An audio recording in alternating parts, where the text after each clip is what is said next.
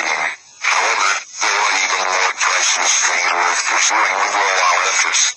2500多年前，当释迦牟尼佛仍是王子时，亲眼目睹了人世间之生老病死。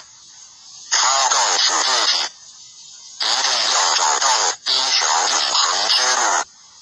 于是，他放弃了王位及荣华富贵，四处去找寻迷失及永久解脱的法门。后来，燃灯古佛为他受记，最后，他修成了正果，也留下了许多的经典，引导众生开入正果。